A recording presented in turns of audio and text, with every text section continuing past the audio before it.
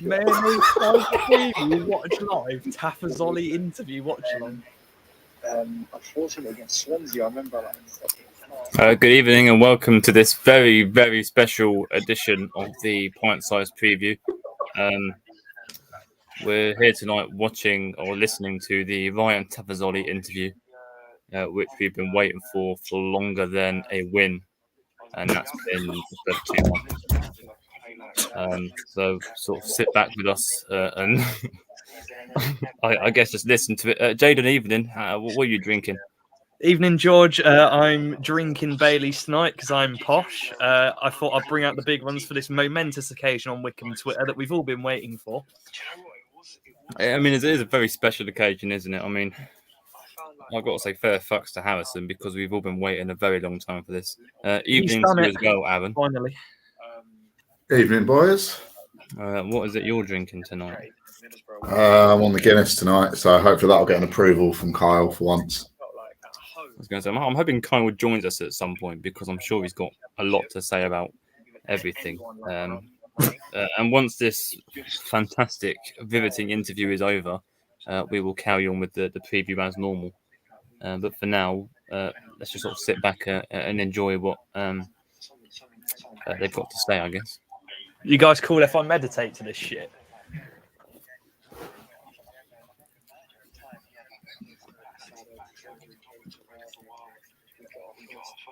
Couple of wins and that kind of like it was that belief that we needed to then go on to have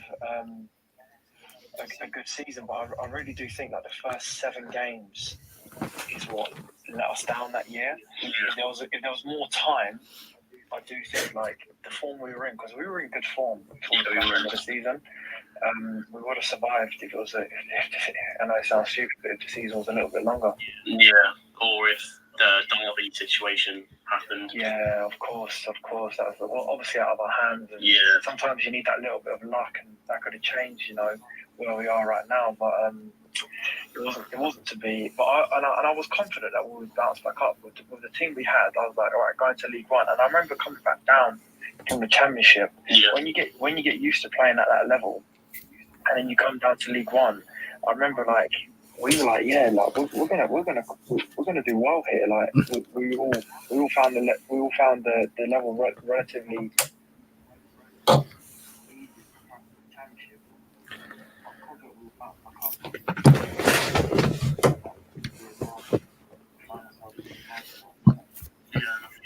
This season, so we haven't had the best season, but we're gonna have one this season. We've been up there now for the last few seasons, and I think.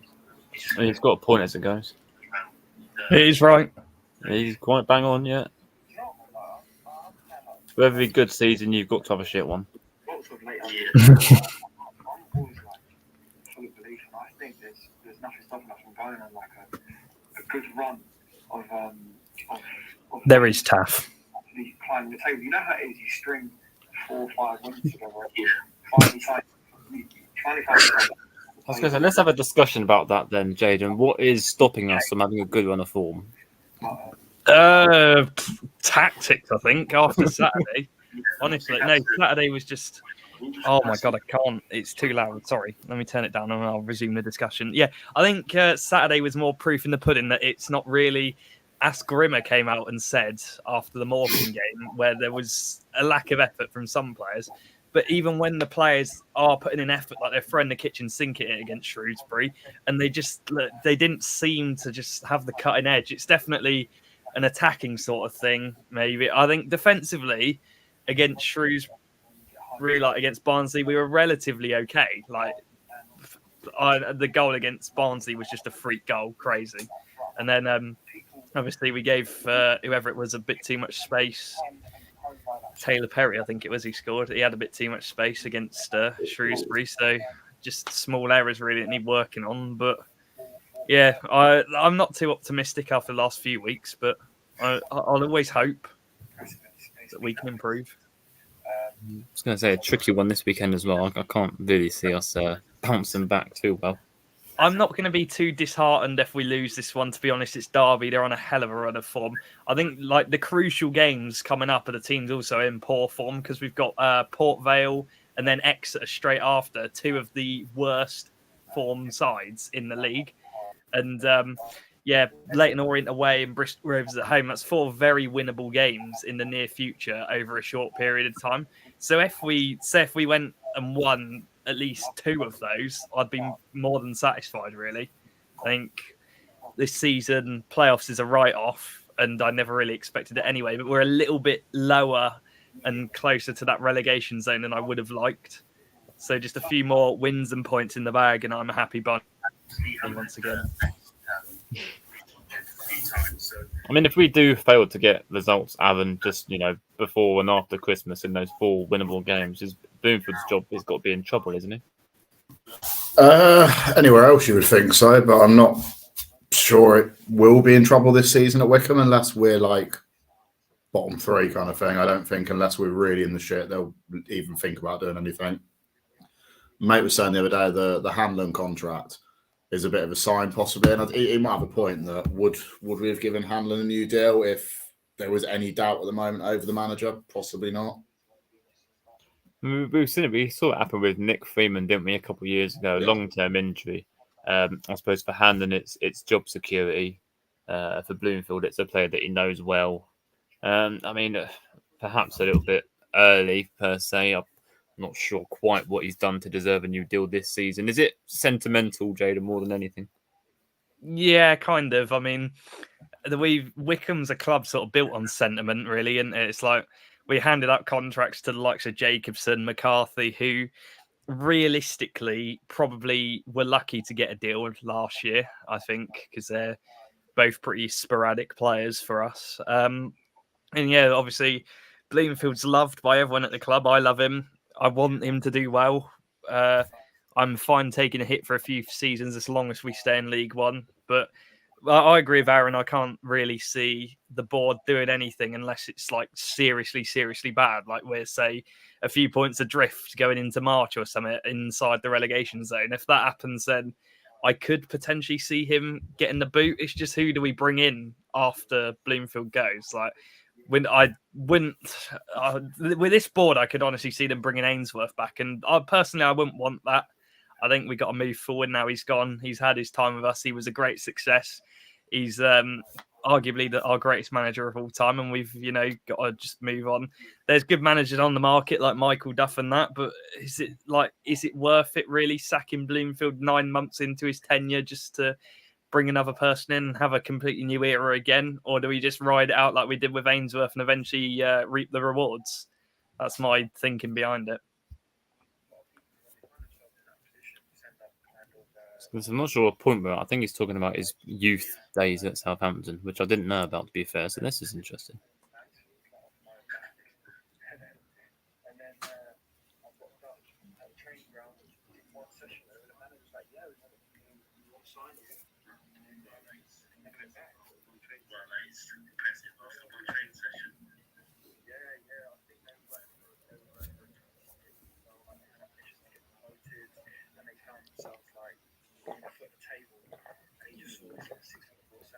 It's a pretty decent interview, actually. You've got to give him credit where credit's due. I'd say worth the wait. We've been waiting almost 6 months.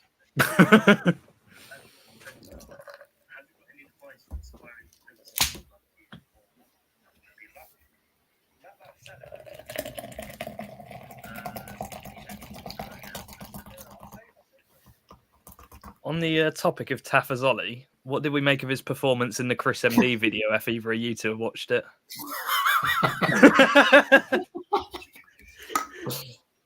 Because I'm not sure how much has been edited for Chris's benefit, but it's not a good look, is it, for a League One defender? No, it's not. Chris MD's championship standard. I don't know what you're talking about. Although I did enjoy the comments about his pace being his number one attribute. 35 pace on FIFA or something. Yeah. He's a lot quicker than that in real life, though, to be fair. Yeah, I'll give him 38, 39. So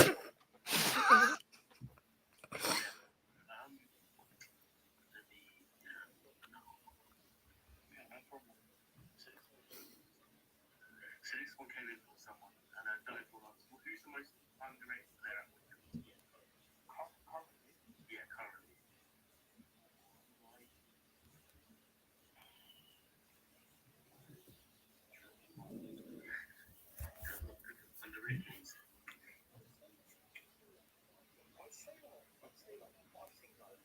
himself.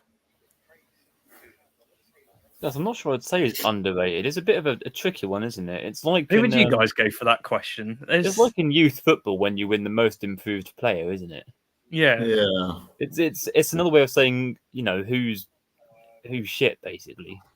Who doesn't get credit because they're no good. The good players get praised, don't they? Yeah. I think if you're good, you get praised every week.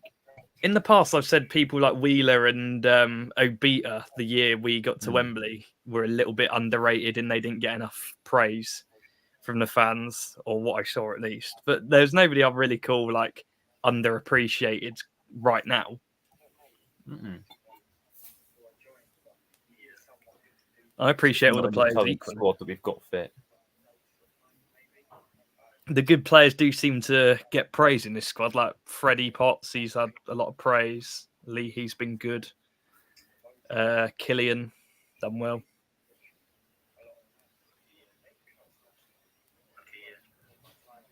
Curtis Thompson, he's not a Wickham player. New signing.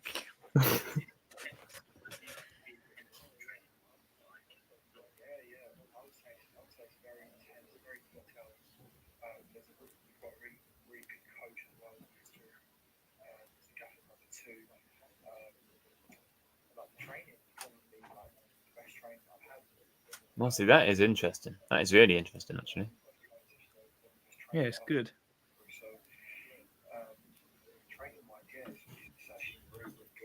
I mean, I guess then it's difficult to work out why it's not translating onto performances on the pitch, is it? If the training is that good, it's the best it's ever been. Yeah. The success we had under Ainsworth, it's tricky to understand why that's not, being put onto the football pitch. That's what I keep hearing about Richard Thomas as well, the assistant manager. He's very highly rated by a lot of people. They reckon he's a very, very good coach. I don't doubt that he is, but yeah, it's strange it's not translating onto the pitch. So a lot of calls for Dobbo to come back, and naturally so, being out of a job. But naturally, I think Richard Thomas, from what I've seen online, gets an awful lot of plaudits, not just from the Wickham players, but sort of just football in general. I'd stick with him, definitely. Bloomfield brought him with him for a reason, obviously. So.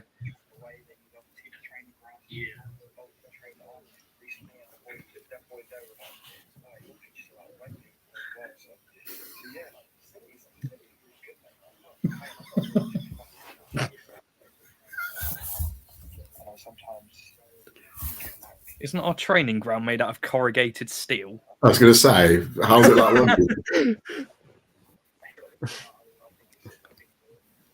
Prem level facilities. Yeah, obviously going back to where you guys started football, who was your football idol growing up? Chris MD. Who's your footballing idol then, Aaron?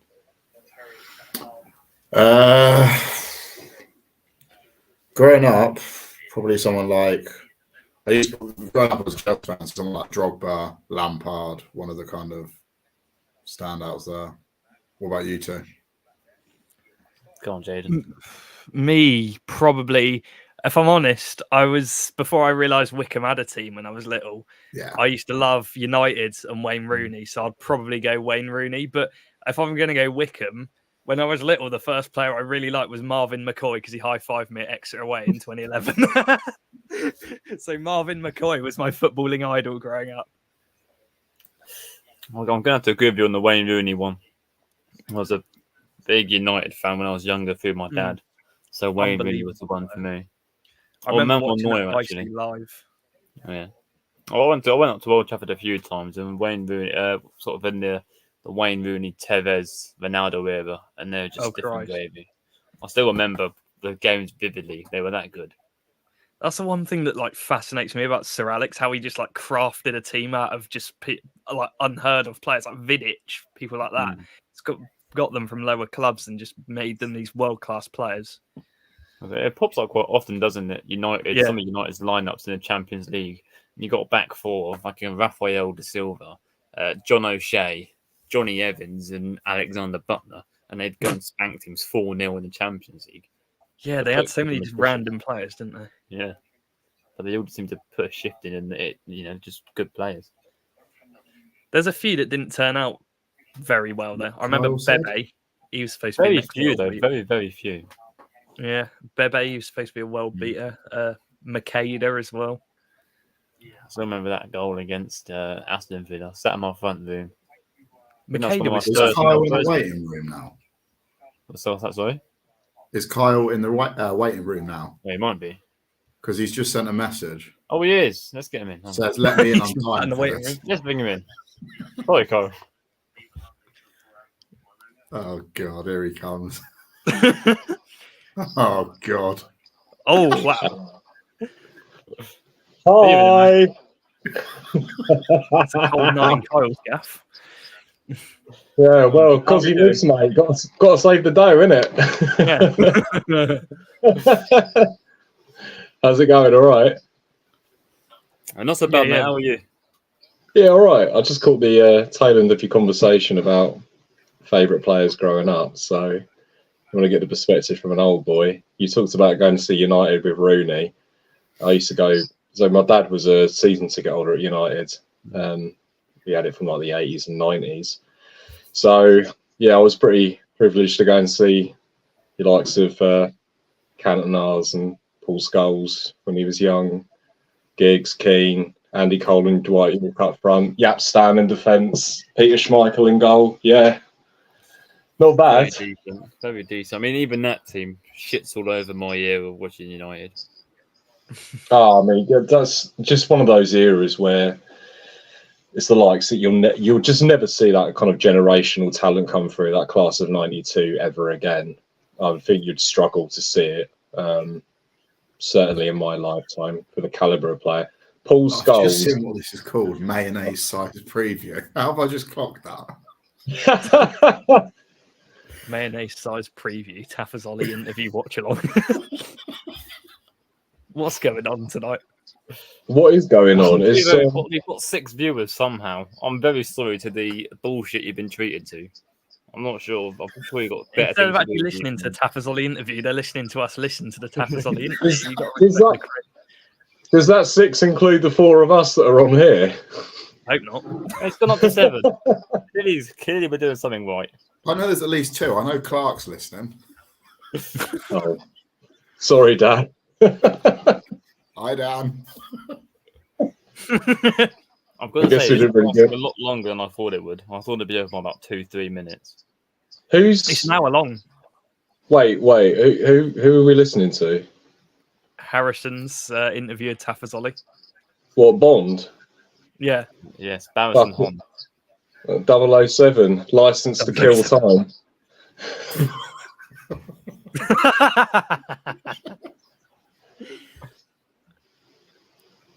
Oh, we might have lost it.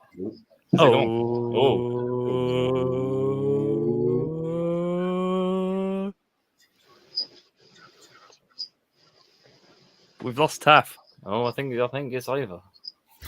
21 minutes. He lasted 21 minutes more than I expected. I'll give him that. Was back. What? And it was just him speaking. What? There was no video. He saved it.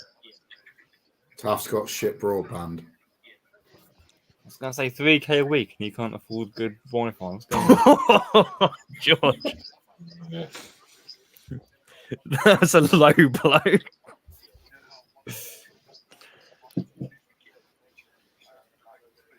No more of this. Come on. We've been in. Let's talk about Wickham's shit form. He's messaged me. Has he? Oh, come on, fill us in. Oh, Tafazolli or Harrison? Harrison, there's a question coming up for you, Kyle.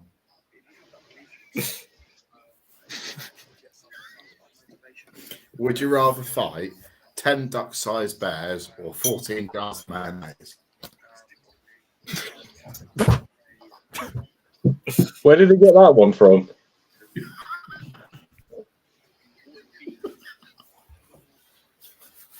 For fuck's sake, honestly. I really despair. I'm not even going to dignify it with an answer, so we move on. Stop listening to him. Just for clarification, I'd rather fight the 14 jars of mayonnaise.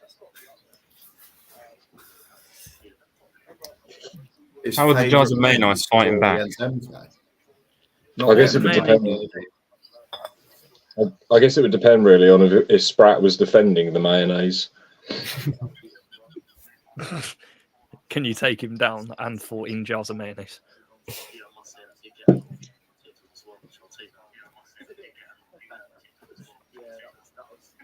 Has he actually? This must be really riveting. I'm on the edge of my It's the least riveting thing I've listened to, but I can't stop listening. It's just interesting, isn't it? I wouldn't even call it interesting. I just want to know what's happening. This is Wickham heritage.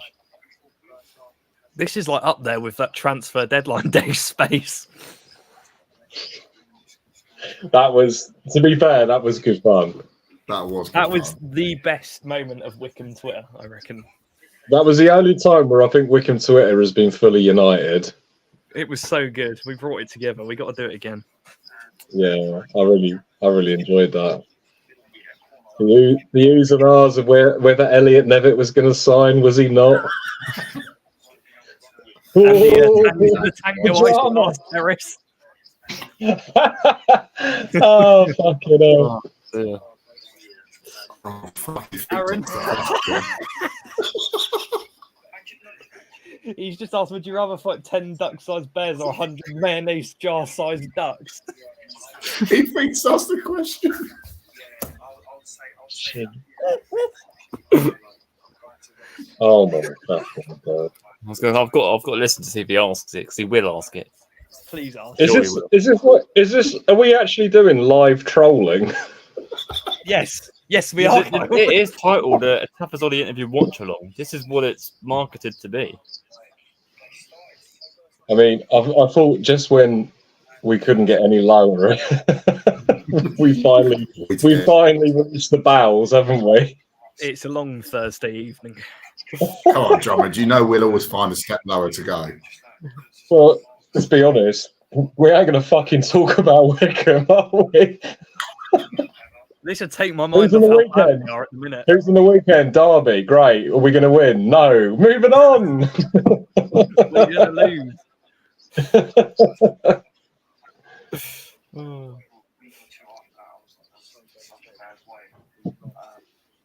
By the way, can I ask you that? Who's created the Borison hand account? I don't know. I have no idea. It's not me. Not me. It's not me.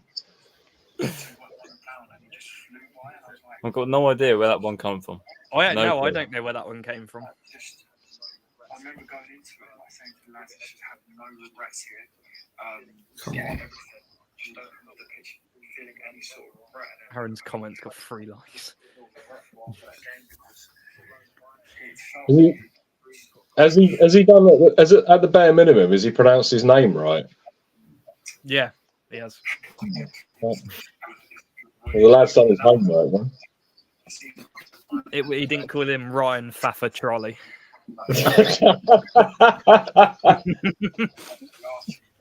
Brian Tafazolli.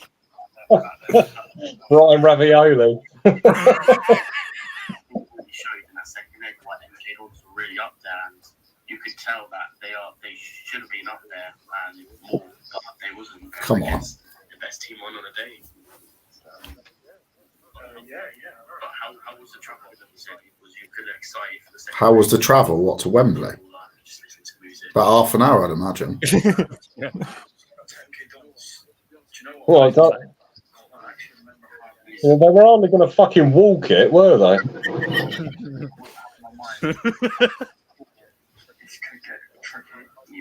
I do think if they had scored another one, I don't know who would have won that game. If they'd have scored another one, we wouldn't have won it. No. I mean, if it would have gone to 2-2, we definitely wouldn't have won it. So he's got a point. No, As it goes, you can't win a game at 2-2. Fair play. Can one person just play it so it's near the microphone and then we get no feedback? I was going to say, I think you've got the best microphone, Jaden. So if you Yeah, go on, Jaden. let me take Plug the. us in so we can listen. Right. Is that okay? During that period of time, I always knew that bit we quiet. wouldn't lose again because we were so good at grinding games out. Yeah, and I guess it didn't happen in the final, but I guess we go again. Yeah, mate, 100%. What are your goals for the remainder of the season? A personal one and obviously a team goal. I'd say, personally, it's just to try and play the best football that I've played since I've been at the club. That's just that's my main focus. It would fucking help, Taf. That's going to obviously help the team performance-wise and results-wise. And then team-wise, I don't like. Obviously, we have our ambitions, and we kind of like keep them in house. It would probably sound like a bit stupid or naive of me to say like, you know, we're going for promotion now. Yeah, it would sound a bit stupid, so we're going for promotion. We are not going for promotion. Try and pick up 3 points, without looking too far ahead. And then before you know it, we can just win a game. And be like, oh, look, we've picked up. Just win a game of football would be good. 18 points available. Needs to kick the ball in the fucking goal first. Position in the table, and I think that's the way we've got to look at things right now. Yeah, and hopefully results can turn and come in favour of us and we can get back up to where we should be. 100%, mate, 100%. And I think all we got to do is just keep faith in Matt Bloomfield and hopefully it starts turning around soon. Yeah, $1,000,000% it will. $1,000,000% it will. Like, it's obviously early. We've got 100% to $1,000,000% now. The Gaffer's career, and that's how it is sometimes. Like you look at like Fergie and stuff. I'm expecting promotion now. Like, when the Gaffer got the job, that he's going to be an incredible manager because he's got everything that you need. You just compare Bloomfield to Sir Alex Ferguson. How good he actually is. It's just sometimes you need a little Bloomfield out if we don't win the league. Decisions and whatnot. But it's just a matter of time because we've got like an amazing manager and an amazing coach as well. So it's just impossible for things not to go well. Yeah, how did it feel when Matt Bloomfield obviously came back? Did it feel good? Yeah, really good feeling. It was like more a sense of relief because we lost obviously Ainsworth at the time, and as a player you just start thinking like who could come in here, who's going to fit the mold and like take on a mantle. Apart from people that are in house, no one really knows what we're about. So when I saw the manager walk through the door, it was just like it was such a good feeling at the time, and I thought, yes, like this is perfect. This is just a match made in heaven. He's obviously done a little bit of work at Colchester, and now he's come to us. This is going to be amazing, but you need time. You need time to instill your ideas and implement different things, and especially with a new group of players and stuff, it does take time. But once it starts coming, once it all kicks in, good wins and really good performances, they'll start coming around like London buses, and hopefully we'll start climbing that. Yeah, as I said, I think we've got to give it about a few seasons for Matt Bloomfield to start kicking off. But once he does, I think we could very much be up there one season. But obviously, 100%. This is a question for YouTube. Is there going to be a matchday vlog soon? Yeah, do you know what, mate? Like, it's a lot easier to do the YouTube and the matchday vlogs when we're winning games. When obviously you're going for a tricky spell, it's harder to like get out of the camera and record and whatnot because it's kind of seen as a little bit. It's kind of seen a little bit in a way of like a little bit taboo. Like you shouldn't be doing YouTube. You should be focusing on football. But anyone knows like my personality would know that I've never let like anything in the world affect what I'm going to be doing on a Saturday. So I just try to lay low for a little bit. Hopefully start picking up results, and then I'll resume that after that. Yeah. So this is a message, a question from Joe Lotore on Twitter. And he said, would you rather fight 10 duck-sized bears or 100 mayonnaise jar-sized ducks? Well, fight 10 duck-sized bears or 100 mayonnaise jar. It's not even me, it was Aaron. Ducks. Big ups for the shout out. That's an easy one, 10 duck-sized bears. 10 duck-sized bears, that's a no-brainer, surely. It's a question that 100 been asked, but we'll see if Yeah, I don't fancy fighting all them ducks. That'd be tricky. What was obviously I don't know about what was your lowest point in your career? That question. Oh yeah, no. I got the credit for it. Not winning at Wembley was the lowest point of my career because I knew getting back to the Championship we would be a different outfit altogether. We'd be more ready, more prepared for it than the first time round. I kind of knew that, at the time it was Bayo's last season, so it would have been a great way for him to bow out. Getting promoted to the Championship, he deserved that. Also, like for like a personal one, the World Cup was around the corner, and I knew that if I got played in the Championship, I would have got called up to the Iran squad. England were in Iran's group and stuff, so that would have been great. So yeah, like that was definitely by far and away the lowest moment. Yeah, and obviously we'll see if anyone else got any more questions because I think that's literally all done for me. Yeah. Any questions, guys? You can ask anything, any questions you got. I'm not in any Really? rush or anything. Go on, drummer. You have Instagram as well. No problem. Is it your rest day tomorrow then, or is it still? No. We'll have training tomorrow. We always train one day before the game. For definite. Any question you want? Well, can we think of any burning questions we've got? Has he mentioned the Chris MD video yet? Oh my God, should I ask a Chris MD question? I don't. Has he mentioned go for it? They haven't mentioned it, have they?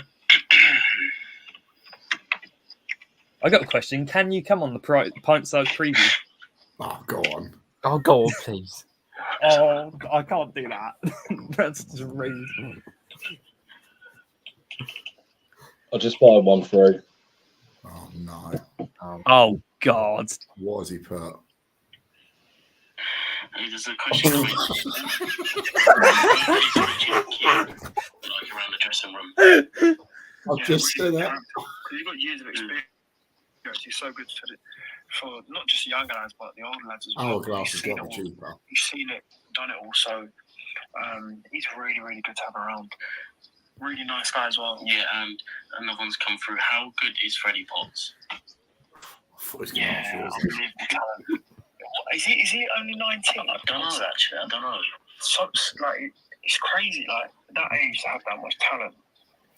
I kind of look at him with envy. I'm like, man, that's like you're cruising through League One games at that age. He's gonna have a great career. He's had such a good career as well with West Ham as well, which is I know. To get him in as well was really happy as well. Yeah, unbelievable. Please ask the question. And great attitude as well. Really nice guy. Someone has put in: Would he rather have feet or hands? Oh. Oh. Nice. Oh, never mind.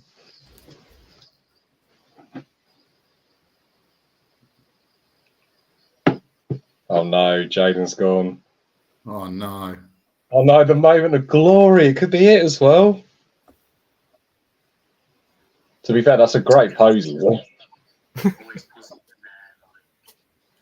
I think there's enough experience in there to know that, like, to know what we've got. So the belief has never started to fizzle away. So and even when we've done really well, we never like, it's a bit cliche, but we've never got too high. So when we aren't doing so well, we make sure that we don't get too low, and we just stay focused on what we set out to do. I would say, like, we don't delude ourselves and just brush it under the carpet and just feel sort of like happy and merry every single day.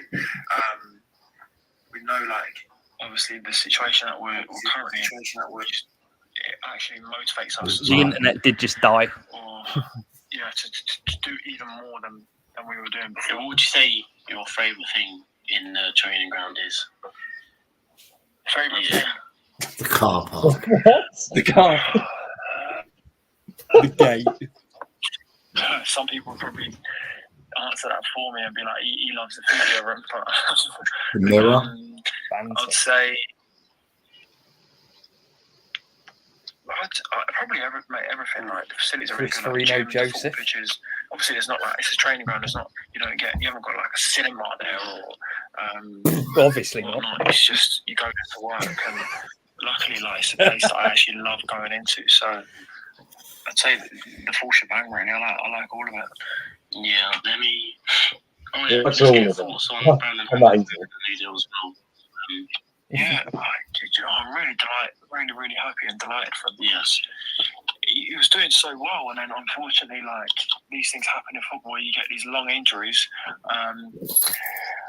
But now, Just ask him, do you see your career finishing at Wycombe? We can get a bit of exclusive news. He's got something. I don't know how long he signed, by the way. I'm just guessing. He's got something there now for him to work towards and make sure. I hope James is watching this for a few articles tomorrow. In the interview, in even better shape than he was before. Tafazolli claimed Wycombe have Wembley-like pitch.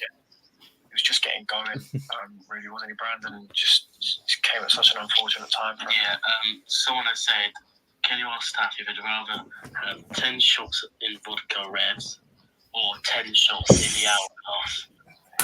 I remember there was that a couple of seasons ago, that big going around that I was in vodka reds, but you were, Taff. You were. I don't even know what the hourglass is. It's the place by Wycombe Stadium.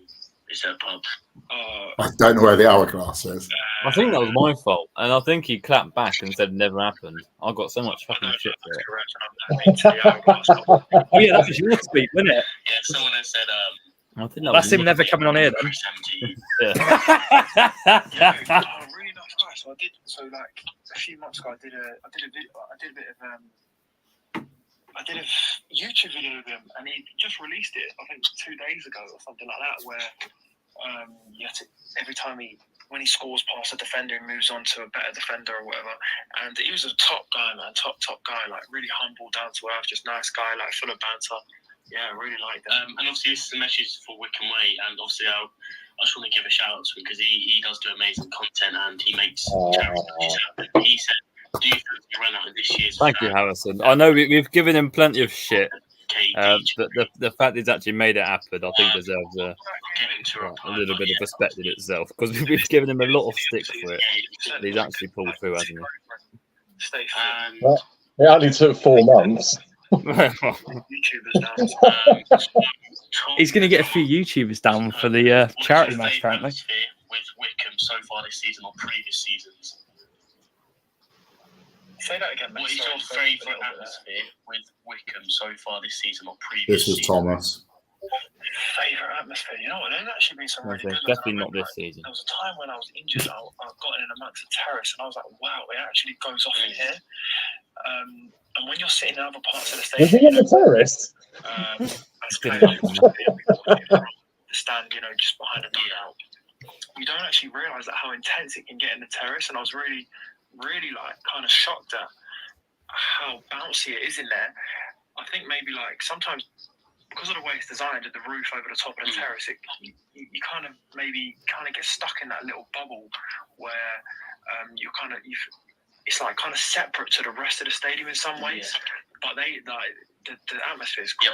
Some games it really like gets onto the pitch and transcends through the players. To pick out a game.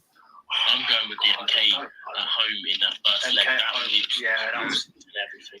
That was rocking, mate. That was unbelievable. I had my mates in the family stand, and they were like, "Mate, like your atmosphere at Wycombe's incredible." It's the first game they came to. Yeah. So I'd probably say the MK at home. Yeah. I know it's an easy go-to, but yeah, that one's definitely like sticks out in my mind. Let me see if there's any more. I can't believe we're listening along to this. So this is a question from can I say his name? But what is the best away fans that you think we've had? What's the best away fans that have come to Wycombe, or the loudest? It's like when the last lad in the friend group leaves his D card, isn't it? We waited all this time and it's finally happened. Actually, do you know what? I'm surprised no one's asking about the Peterborough save yet. Like when we played Redham recently, they were actually like noisy. Oh, what a save that was! Well, the handball off the line. Yeah, that one. They're like they just because they come in their numbers and they're from up north and whatnot. I remember they had like a little bit. They didn't just have the away stand, but they had like a little bit on the side of one of the stands as well when we played them. I think it was like 3-0 we finished a couple of seasons ago. That was a crazy game. So yeah, like Sunderland fans are always like pretty good in it away from home. But you know what? Our fans away at MK as well was that. Oh, it was class. It was on incredible, mate. Yeah. And plus, we didn't obviously because the parents were spoiled advantage, but I don't think we could hear. I think you could hear us more than even a home fan. Literally, mate. And someone has put drum or no drum in the terrace. Can you hear the drum in the terrace? I wonder who that was. Do you know what, mate? That was Aaron. When you're Was it? you don't pay much attention to. With a follow-up question of, can you play an instrument? I remember she said to me before, like, you know, that drum, like, it does really like help with the atmosphere. Gets like the crowd going and whatnot. So just based off that, I'll probably say drum. What are your thoughts? He's going to get told off for that one in the morning, isn't he? Hyping up the drum after the club have done all this work to sort of get rid of it and balance it out. And you got one of the players come over and say, "Yeah, get the drum involved." He might get telling off for that. Haven't some people had like a problem with the drum? Yeah, because he's now. Why is that? I think he's now got banned from the drums. I don't know if I can get them in here. Oh, Harrison, no, mate. I've seen a lot of people have said that. So have we got the drum? Have we got the drum rack game? We're on the tangent now, aren't we? Because Wickham don't. I think it's banned or something to do with that. They don't want his ear now, so he can tell you what. You're right, Tav. I didn't see that coming. Go on, Tom. Tommy D. Go on, Tom. In amongst the terrace a couple of years ago. Basically, some of it I brought upon myself, but a lot of it is due to there's a lot of people that are quite anti against it. Oh, go on, name them. They don't like the noise of it, pretty much. Name them, Tom. Name them, Thomas. I think, personally, I think it helps you guys to push on even further. At times, for me, it was trying to drown out the away fans rather than me trying to cause an issue. But from what I can say is, the louder we are, the more chance we've got to win the game. Yeah, and intimidates. Exactly, it intimidates more the away fans because they'll think, bloody hell, this is like a fortress at Wickham. Do you know what I mean? It's more because if you look at all these other teams that like in the other parts of the world, they can be quite intimidating. Well, do you know what, mate? Like, I would say, like, Wickham is actually an intimidating place to come because, you know, when you hear and you speak to other managers and other players, they always say, like, oh, Wickham away is a tough game. Wickham away is going to be tricky. I remember, like, when unfortunately... With the greatest of respect to Tom, we're hardly going to be Lech Poznan, are we? Tough game on paper and delighted to get the win. And when teams win at Adams Park, they always say Napoli ultras at Wickham. It's a really, really hard, tricky place to come and pick up points. So yeah, 100%. Yeah, so it's just I'm hoping to try and get myself back on it at some point. But the away games, fair enough. For some reason, like we're so much better away from home at the minute. Like vocally. Are we? We're getting battered 6-0 this weekend. Yeah, do you know what? I think a lot of it's He might mean fans. Down to us as well. We've got to start putting on performances for you fans to have something to cheer about. So yeah, you have both ways, mate, and that's what we're focusing on doing now. Turning it around and having a really good second half of the season. Of the season, if you like. Well, yeah, Tom, obviously being good coming on, Tom, and obviously Yeah, hopefully we can see you back on the drums soon, Tom. So I'll get you back on after 9 o'clock, Tom. Cheers. No worries, buddy. Cheers, Tom. Nice to meet you, mate. Should we call it a day on that? After the games. So, I can't see it getting any better than that. No, I think that's Other than one of us peak. not getting on it, it's not going to be topped, is it? I'll be early. Get Drummond on it. Get Drummond on that. Go on, Kyle, get on there. Go on, Carl. Get on and play some music. Oh no! Go and play some music. Do you remember when you did that? Yeah, I remember that. I was speaking and Kyle just comes on and he's like playing music. I was like, all right. Nice to meet you too. Oh yeah, I just came on and started playing Slipknot. It was quite funny. Oh, dear me. It's even better because all I could hear was Tom go, Kyle. Kyle, were you there? Oh, dear me. Oh, you've been invited on. Go on, George. Go on, George. Go on, George. George. Get on there. Oh, George. What's he said? I'm a bit stiff in that way, mate. Do you want to come on and explain about the charity event? Go on, George. So do you know what, mate? When I was younger, I started to worry about that a little bit because I got to the age of like 11, 12, and I was playing upper year, and I thought, you know, like playing upper year makes it harder to get scouted, obviously, because you're playing with the year above, and I thought it's not going to happen for me here. I need to go back down and play my own age group to try and stand out a little bit. And luckily, I just had this one-off game where I had an absolute worldie. I was playing left back, I remember at the time. I think I scored like 2 from the halfway line, like 11-a-side pitch, and then the Southampton scout and the Chelsea scout were like, we want you to come down, have a trial.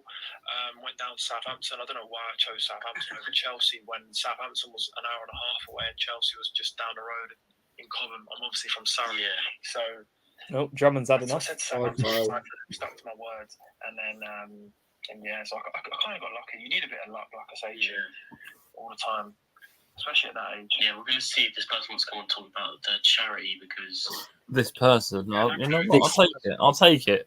Yeah, no problem. I've been called worse on this app, I must say. Are you going on, George? Are they waiting for me? Yeah. They are waiting for you. Yeah. I say I'm closer to Keezy. We call him Keezy. Oh, how do I do it, boys? I think he just requests you to speak. Make sure you shout out the Mayonnaise-Sized Preview.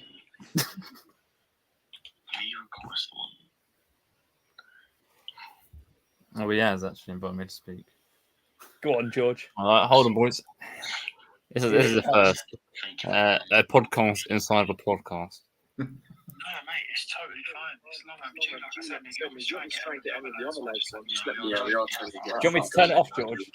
I was going to say, I'm going to mute this very quickly so that it's not playback. Otherwise, I'm going to get questions, aren't I? Yeah. Right. Well, I don't know if John, you want to come on because I know you're with the Wickham Way, so I don't know if you want to. Who's John? Say hi. Chris. Here he is. Oh, Evening, boys. Hello, mate. Can you hear me all right? Evening, boys. Yeah, I can hear you, mate. How you doing, Taff? You all right, mate? Yeah, I'm all good. I'm all good, man. So I think Harrison's asked me to explain the charity event, and we did it last year in, I think it was May, middle of May.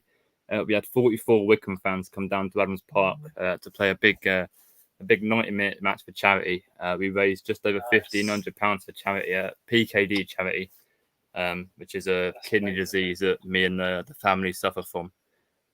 This year we're aiming to go bigger and better, get some ex-players down and current players down. I'm still an awful lot in the works. But if you're interested in coming down and helping out, supporting, or even getting on the pitch, let me know, because the aim is to go bigger and better than last year, and that was a blast. 100%, mate. I'm just looking up this polycystic kidney disease now. It sounds kind of bad. It's Sorry not about mine that. has that as well. So. Yeah. It's one that I suffer from personally. My mum's got it, granddads have had it way down the line. Every opportunity I can, I'm trying to raise money for research. That's amazing, mate. That's amazing. And find life-saving research. 100%, 100%. I'll be up for that. Obviously donate some money myself and whatever, and try and get the boys on it as well. When is the game? It's in the works, but last year when the club announced that fans could come on and rent the pitch for a game, we had a big kick about. Like I said, there were 44 fans. We had a lot of people come down and watch the game as well. That's impressive. Yeah, we had a really good time as well. Yeah, I think especially get a few of the lads to be involved. I don't know if it'd be possible. It would only be possible in the off season to get lads involved. Contractually and stuff. But get the likes of Ack and Fenway down or whatever, and then you get more fans coming down, raise more money. I think that would be really good, mate. Yeah, so I'm definitely any way I can help. Just let me know, and I'll make anything happen that I can. Cheers, mate. Top man. Like I said, the aim is to go bigger and better than last year. Ex-players, current players. Yeah. Although I know you lot have got to be careful of injuries in the off season, so no slide tackles allowed, I think. Yeah, especially me, mate, with my track record. But we'll make it happen in the off season. Lads will definitely be up for it, and we'll use it as an opportunity to kick a ball again and get a little bit of fitness in, mate, I suppose. Oh, thank you, mate. I mean, honestly, it means the world. And like I say, as I start working on it, I'll announce more plans. And Harrison, well done to you as well. I know, like you said, a lot of people have been waiting for this. So, full credit to you for making it happen as well, mate. Yeah, I appreciate it, mate. And obviously, hope this charity event can get on and I'll get involved as well. Oh. Yeah, top man. And just reach out to me about the charity, mate. Whenever things start to develop, and we'll start lining a few things up for it. I will do. Cheers, boys. Thanks very much. I appreciate that, mate. Later. Bye-bye. Nice to meet you. Thank you, boys. Cheers, Taff. Cheers, Harrison. Appreciate that. Bye-bye, man. Nice to meet you. Thank you, boys. Cheers, Taff. Cheers, Harrison. Yeah, so as you see, it goes to a very good cause, and I think what you do. That's amazing. See if we've got any more questions. So you do FPL, don't you? Well, I don't know if I can hear you, boys. Are we back? We're back. Yeah. Like I said, I don't want to promise too much, and he's kind of put me on the spot, but in a good way, because the fact that the players are going to be involved is a good thing. And I know that I don't think you two were there last year when we did it in May, but it was. I played, mate. I played, yeah. We had. Both played. Oh, you were both there, were you actually? I was right back in the second half for who's it? Liam O'Rourke's team. We had 3 weeks to plan it, didn't we? Yeah, it all came about very quickly. We had 3 weeks to plan it, and I mean, I don't want to say too much negative about it, but not much help from the people who could help, let's say. But the way the community came together and worked towards making that happen was sensational. And like I said, I don't want to promise too much without sort of having any concrete plans. But actually, the plan is to go bigger and better than last year. And the aim is to get ex-players down involved in the teams. So slightly less places available for players. But those are filled by ex-players, which hopefully sort of balances the books a bit. Less money maybe this year, but actually maybe more in the fans because you've got ex-players coming down. So we'll have to sort of, keep hush on that one and see how that evolves. But yeah, I mean, like I said, we've given him a lot of shit in recent weeks, haven't we, Harrison? But the fact that he's actually, what's it been now, 53 minutes, he's got Taff to sit down for just under an hour and talk to him about anything and everything is quite remarkable in itself. I rate that from him as well, bringing you on to talk about the charity match. I think that's he's a good lad. Like I said, we give him a lot of stick, but he means well at the end of the day. He's a young lad trying. I think exactly. DJ is very level-headed about that kind of thing, isn't he? Yeah, when you're young like he is, you do make a lot of mistakes, and he'll look back on them in a few years and think, "Oh, what was I doing?" It's just part of growing up, really, isn't it? And he means well. He's creating content about the club in a good way now. He's probably he's been steered in the right direction, and he's doing all right for himself, which is it's good to see. And obviously, he's done a good interview tonight with Tafazolli and helped out for a good cause by getting him in touch with you as well. So. was going to say, I don't make too many jokes about it, but I'm looking forward to the next one in March or April. I mean, we've been live for an hour, sort of sat there listening to it, but I suppose there is a little bit of time to talk about this weekend. Very poor form from Wickham, but we've said it quite a few times this season, haven't we? That actually this Saturday it could favour Wickham ever so slightly. I'm sure you two have seen it. A semi-viral tweet from a Derby fan who's he's whacked a 5 on Richard Keogh to score any time and Wickham to win 1-0. I mean, it might be one of those games that actually Wickham go into it, nothing to lose, and go and get a result, Jaden. Yeah, it could be. I mean, at the end of the day, if we walk away with nothing, I'm not going to be too I'm not going to be too disheartened. Derby are in very good form. They've won their last 5, and we're in very poor form. Haven't won in 8, so it's going to be a tough game. Pryor Park's a tough place to go, but yeah, it's one of them games that you think, why not? Let's just go for it, see what we can do, see if we can cause them any trouble. I know that since Paul Warren took over at Derby, they have had a few iffy results here and there. Obviously weren't where they wanted to be last season and probably aren't where they want to be now, despite the decent form that they've fallen into recently. So, yeah, Wickham could definitely go there and maybe cause a little bit of an upset, maybe take a point away, because we've seen some fairly solid away performances like Peterborough, Fleetwood, Oxford. So, yeah, I'm not expecting anything, but I'll never give up hoping for maybe at least a point. So it's going to be an interesting one. I mean, it's no secret, Aaron, that the injury crisis has played a massive part in recent weeks. But it sounds like we could have some big names back this week, including Vincent Young, Freddie Potts as well should be back fit.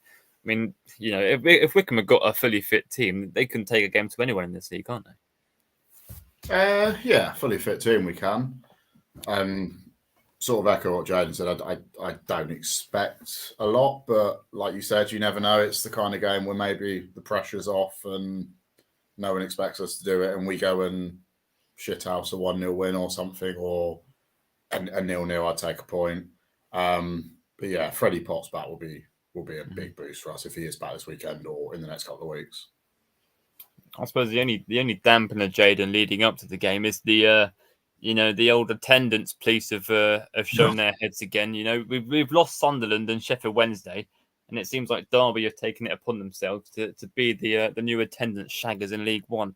I mean, it's a bit of a shame, really, isn't it? What should be a good game is, there's sort of a lot of talk about Wickham's, I suppose, following to this game. Yeah, I mean, we've obviously had a very poor home attendance against Shrewsbury, the lowest since I think it was 2017 at home against Yeovil. So attendance, obviously, with poor performances, attendances will just keep getting lower and lower. But hopefully we don't get to that extreme just yet. And, it's Christmas time when we're in a cost of living crisis. People don't want to travel. It's still a relatively fair way from Wickham, Derby. And, in fairness to Derby, their tickets are reasonably priced. I paid 15 quid. Was it 15 quid or something for mine for an under 21, which isn't too bad. And adult tickets are only 20. But still, traveling around Christmas time, it's not something people want to do. So you can understand it, really. And to be honest, it's just a bit embarrassing. A lot of them still like the car park jokes. They weren't funny 2 years ago, so I don't really see how they're funny now. Just a lot of bitterness after the whole Couhig incident a few years back, I think, from Derby, and I think they should maybe just move on like we have. I mean, I suppose the Couhig argument, or the whatever happened a couple of years ago, it adds a little bit of tension to the game, doesn't it, Aaron? It adds a little bit more spice to it, especially, Wickham won at our place last season in a game where a lot of tempers were flaring, and it could make, again, for a really good game this weekend. Yeah, definitely. And I know I went last season's away game and it was a little bit, I mean, it wasn't much, but it was a little bit fiery. Their fans clearly aren't too impressed with how our owners handled it, and our fans kind of used it as a bit of an excuse for a wind up. And yeah, the game at home as well will add a bit to that.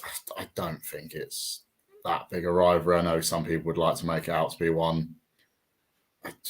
They're a bigger club than us. We all know that. And if we can go and stitch them up and nick something out of it, then add a little bit of spice to it, I guess, again.